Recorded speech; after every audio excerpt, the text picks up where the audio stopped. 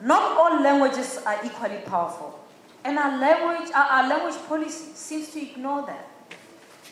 And so for us, given the hegemony of English, the choice that our policy offers is a chimera. It's a false choice. In fact, the choice is made already. We have very little room for maneuver. And that's why we're talking about translanguaging. We are maneuvering. We are maneuvering.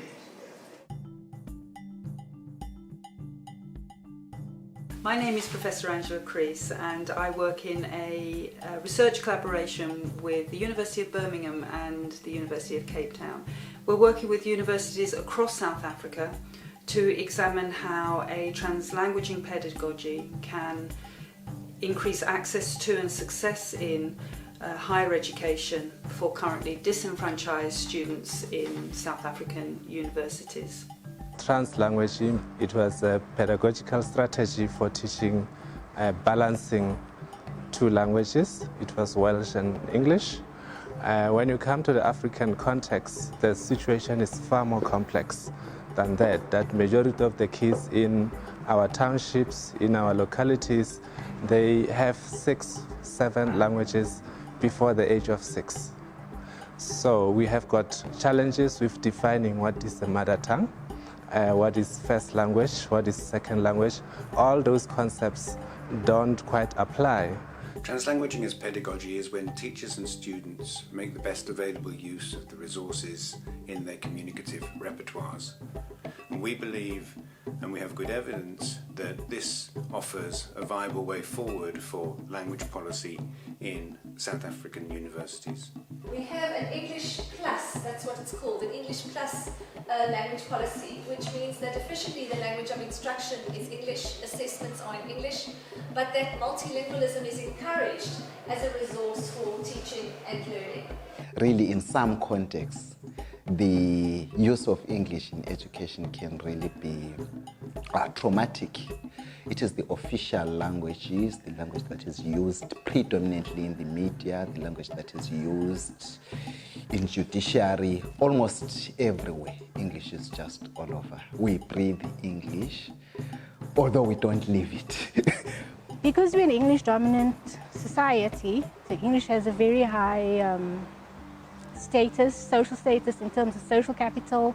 To actually get teachers to use home languages in a very productive, educational way for learning is something that takes socialization. Translanguaging is not a process of switching from one standardized code into another without reference to the previous languages. It means that you have to have a skill to use both languages, perhaps even in one sentence or one phrase, to make meaning. Multilingualism used to be seen as a multiple monolingualism, but translanguaging helps us that instead of seeing language as separate, we see languages as fluid, language as mixed. So that view helps us that students are allowed to draw from different resources, linguistic resources which they have, instead of being confined to one particular language which is recognized as the medium of instruction. Most of the students that get referred to me are African students. I thought of allowing them to use any language they feel okay with during the tutorials, and for me to use it with them to sort of build their confidence in the knowledge, and to actually just double check that they actually understand what the concepts are about. So I only learned years later that it's actually called translanguaging. At the moment, I'm using translanguaging in my study, PhD study, with the literacy club that I have with the children who are 9-year-olds to 12-year-olds. So they read in Xhosa, they write in Xhosa, they're also in English. So we translanguage between the two languages, but we also recognize that within the languages there are varieties of the same language. So we also legitimizing not just the two languages in the space, but also the varieties that the children speak, like the urban varieties of both languages.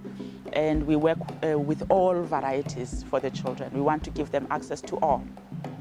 If I don't understand something in English, I must be permitted in a translanguaging environment to ask in a language which I understand. Then if they explain in my own language, I will be able to express well my ideas in the language drawing from my stronger language. Translanguaging, it maximizes the ability of multilingualism. And it also helps us to have an effective communication. It involves the issue of language production. It helps us to understand the function of language.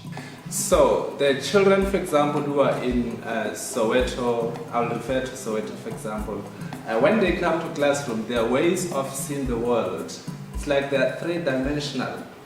They connect with the world through more than one language. That's their way of knowing. Now, when they go to the classrooms, the teachers say, in my classroom, you'll only have one letter. And that is almost the direct opposite of their way of knowing. So the whole schooling system is based on a monolingual learner. Therefore, we are failing majority of the children in the schools because we want them to fit into monolingual spaces. You are looking at the same situation, but you are looking at it from different orientation. One says there's a problem here, so we're going to do this to fix you. The other one says, well, there's a resource here. How do we draw on this resource to make things work better? It seems as if translanguaging is only about communication. And maybe that is what is highlighted and not valorized enough.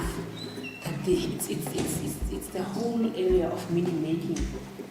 No black person actually in this country or in Africa has got their degree without translanguaging. Yes. We've all gone through that. So yes. I'm concerned if we think that this is the new theory coming. It's not. Yeah. We've been doing it forever. Yeah. Yes.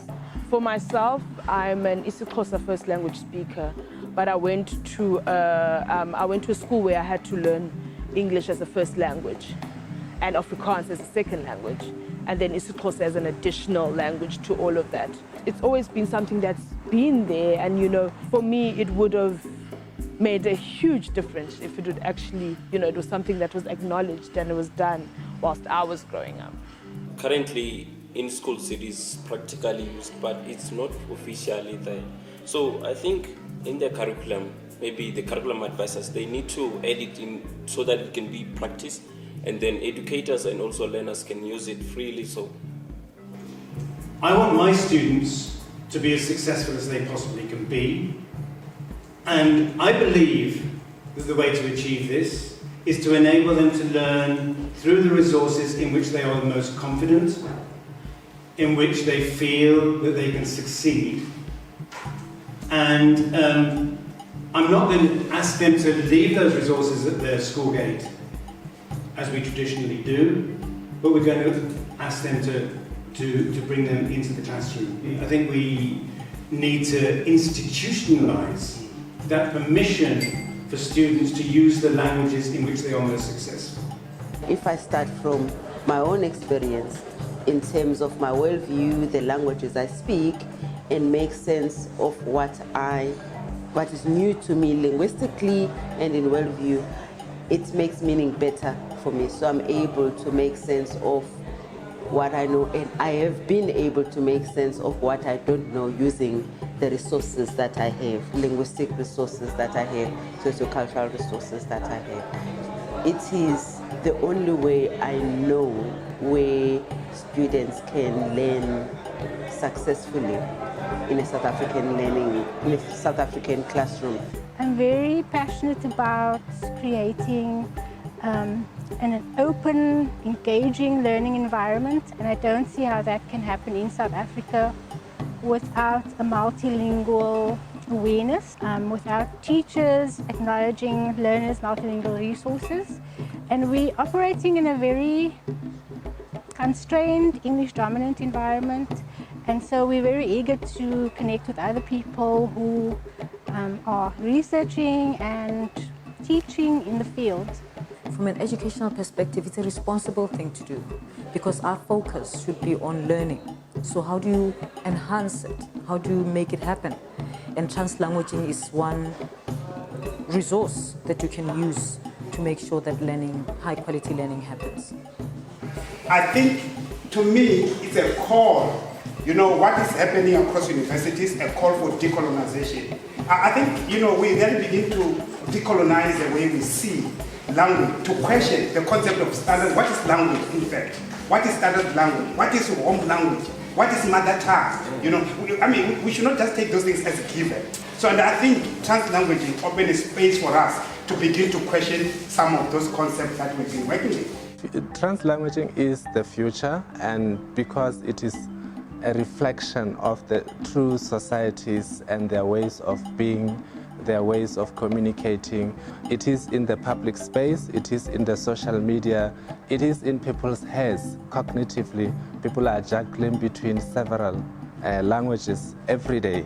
It offers a rich platform for people from diverse cultural groups and language groups and whatever group people come from to learn from one another. So for me, it can only make sense.